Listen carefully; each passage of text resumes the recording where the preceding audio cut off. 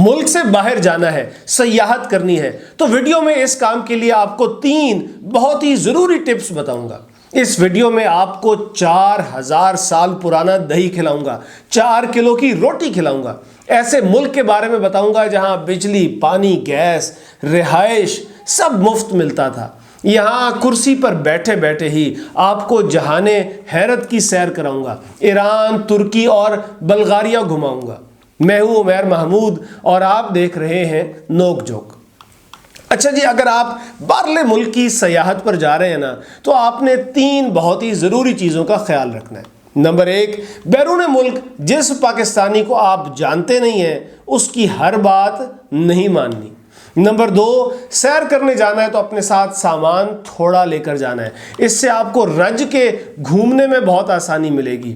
اور نمبر 3، کسی دوسرے ملک کا ویزا لینے سے پہلے، وہاں کی ٹکٹ کٹانے سے پہلے مکمل ریسرچ کرنی ہے کہ وہاں کون کون سے مقامات دیکھنے کے قابل ہیں، وہ مقامات کیوں اہم ہیں، اور وہاں پہنچنے کے کون کون سے ذرائع ہیں۔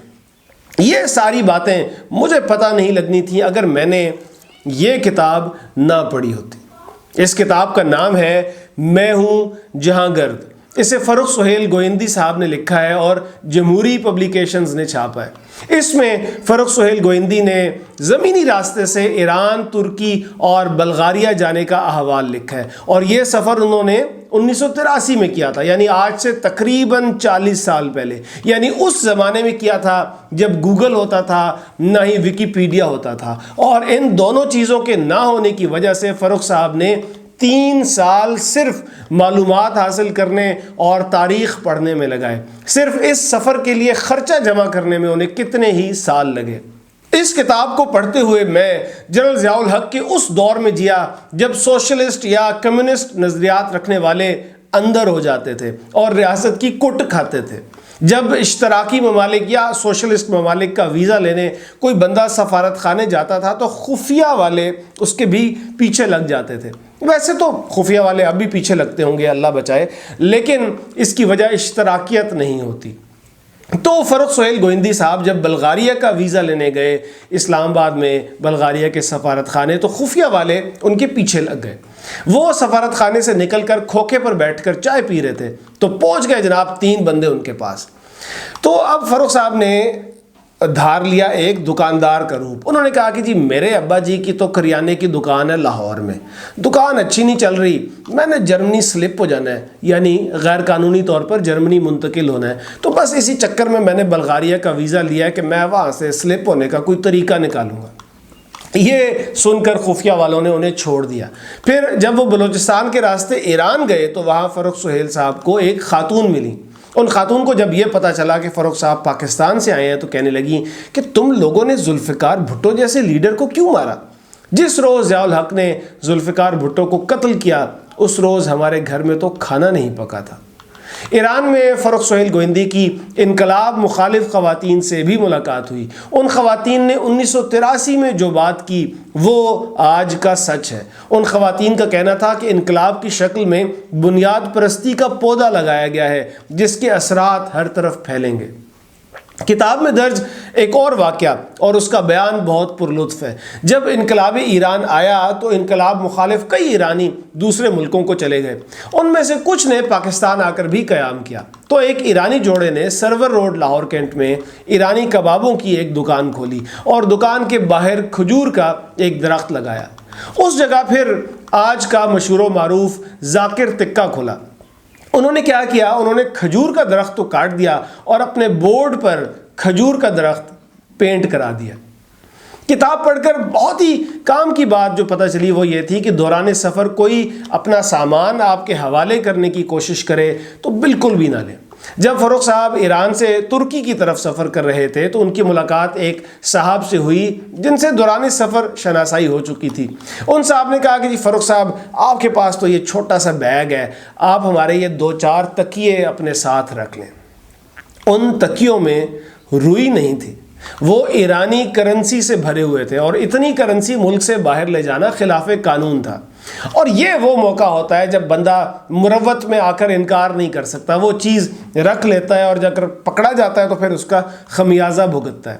تو فاروق صاحب نے کیا کیا، انہوں نے اس بندے کی ناراضی قبول کر لی، لیکن کرنسی سے بھرے تکیے اپنے پاس نہیں رکھے۔ اور یہی سبق میں نے بھی سیکھا ہے کہ مروت کا مظاہرہ کرنے کی بالکل بھی کوئی ضرورت نہیں ہوتی۔ اگر کوئی ایسا مطالبہ کرے تو بے دید ہو کر انکار کر دیا کرے۔ یہ کتاب پڑھتے میں نے ایران، ترکی اور بلغاریہ کی سیر تو کی ہے، اس دور کے پاکستان کی بھی سیر کی ہے۔ ترکی میں مصنف نے دیکھا کہ وہاں سر عام بوس و کنار کرنا عام سی بات ہے، تو انہیں پاکستان یاد آ گیا، جہاں جنرل ضیاء الحق کے نافذ کردہ اصلاحات کی وجہ سے پولیس جو تھی وہ میاں بیوی سے بھی نکاح نامہ مانگ لیتی تھی۔ اب ظاہر ہے نکاح نامہ ہر وقت کوئی ساتھ رکھتا نہیں ہے، تو پولیس والوں کو رشوت دینا پڑتی تھی۔ اس رویے پر چوٹ کرتے ہوئے فاروق سہیل صاحب نے لکھا ہے کہ کسی مرد اور خاتون کا اکٹھے کہیں جانا حرام تھا، ممنوع تھا، نکاح نامہ دکھانا لازمی تھا، لیکن حرام تو رشوت بھی تھی، اس پر تو کوئی پابندی نہیں تھی۔ کتاب پڑھ کر مجھے یہ بھی پتہ چلا کہ بانی پاکستان قائد اعظم محمد علی جناح کس طرح ترکی میں موجود بھارتی سفارت خانے کی مجبوری بن گئے تھے۔ قصہ یہ ہے کہ انقرہ میں ایک سڑک قائد اعظم کے نام پر شاہراہ جناح کہلاتی ہے، اور اس وقت انقرہ میں بھارت کا سفارت خانہ اسی شاہراہ جناح پر تھا، یعنی بھارتی سفارت خانے والوں کو اپنے ہر خط و کتابت میں اپنا پتہ لکھتے ہوئے جناح کا نام لکھنا پڑتا تھا۔ ترکی میں ان دنوں جیوے جیوے پاکستان بہت مقبول نغمہ تھا۔ ترک کسی بھی پاکستانی کو دیکھتے تھے تو اس سے محبت کا اظہار کرنے کے لیے اور اس پاکستانی کو خوش کرنے کے لیے جیوے جیوے پاکستان گاتے تھے۔ ترکی میں فاروق سہیل صاحب نے دیکھا کہ شہر، گاؤں، قصبے، ہر جگہ ترکی کا پرچم لہرا رہا ہوتا ہے، اور ایسا نہیں ہے کہ جی ایک دفعہ پرچم لہرا دیا اور پھر وہ خود ہی خستہ ہو کر تار تار ہو گیا، بلکہ وہ پرچم پرانا ہونے سے پہلے ہی اتار کر نیا لہرا دیتے ہیں۔ یہاں تک کہ مساجد پر بھی ترکی کا پرچم لہرایا جاتا ہے۔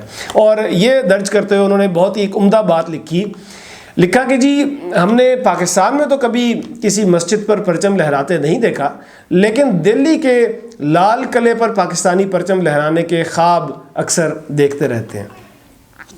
پھر کتاب میں جہاں سے بلغاریہ کا ذکر شروع ہوا، میں نے تو اپنی انگلیاں دانتوں میں دبا لی حیرت کے مارے، کیونکہ مجھے معلوم ہوا کہ ان دنوں بلغاریہ میں بجلی، گیس، پانی بالکل مفت تھا، رہائش مفت تھی، سبزہ بے شمار، بڑے بڑے پارکس، شام کو شاپنگ پر جانے کا کوئی تصور نہیں تھا، اس لیے سب لوگ اپنی شامیں پارکس میں گزارتے تھے، گانے گاتے تھے، گانے سنتے تھے، رقص کرتے تھے، اور اس وجہ سے ظاہر ہے ان کی صحت بھی اچھی رہتی ہوگی۔ پھر انتہائی سستا ملک، جتنے پیسوں میں پاکستان میں ایک ہفتہ گزرتا ہے اتنے پیسوں میں آپ بلغاریہ میں پورا مہینہ گزار سکتے تھے۔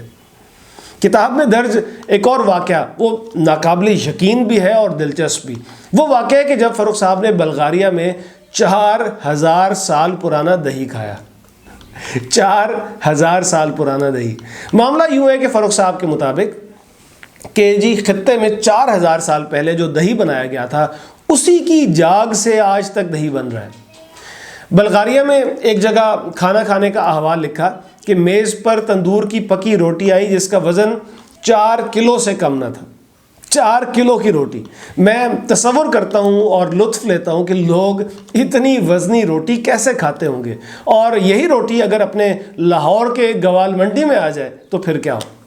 اس کتاب میں آپ کو ایک بوڑھی بزرگ خاتون ملے گی جو بی بی زینب کے قدم چومنے پاکستان سے ایران کے راستے دمشق جا رہی تھی۔ وہ لوگ ملیں گے جو پاکستانیوں کو یورپ میں پارسل کرتے تھے۔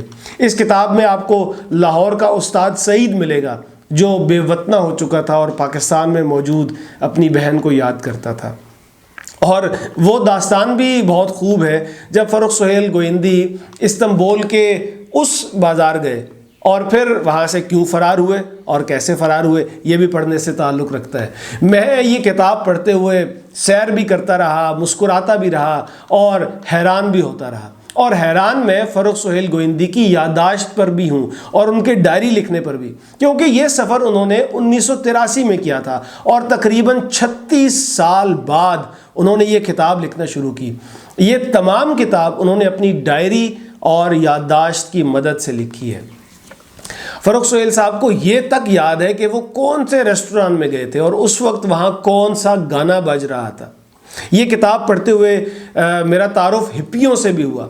آپ کو معلوم ہوگا کہ ہپیزم کس طرح مادہ پرستی کے خلاف ایک تحریک بنی تھی، کس طرح ہپی ساری دنیا کی سیاحت کرتے تھے۔ وہ کہتے تھے کہ ساری دنیا ہماری ہے، ہم کسی ایک خطے یا ملک کے ہو کر کیوں رہیں، اور کس طرح ہپی نظریاتی وجوہات پر کئی دن نہاتے نہیں تھے، بال نہیں کٹواتے تھے۔ اگر آپ نے سیاحت کی غرض سے ایران، ترکی یا بلغاریہ کا سفر کرنا ہے تو یہ کتاب آپ کی گائیڈ بن سکتی ہے، کیونکہ اس کتاب میں صرف تفریحی اور تاریخی مقامات کے بارے میں بتایا نہیں گیا بلکہ ان مقامات کی تاریخ بھی درج کی گئی ہے۔ سیاحت کے شوقین افراد کے لیے تو یہ کتاب بہت فائدہ مند ہے۔ جو تاریخ کے طالب علم ہیں وہ بھی اس کتاب سے استفادہ کر سکتے ہیں۔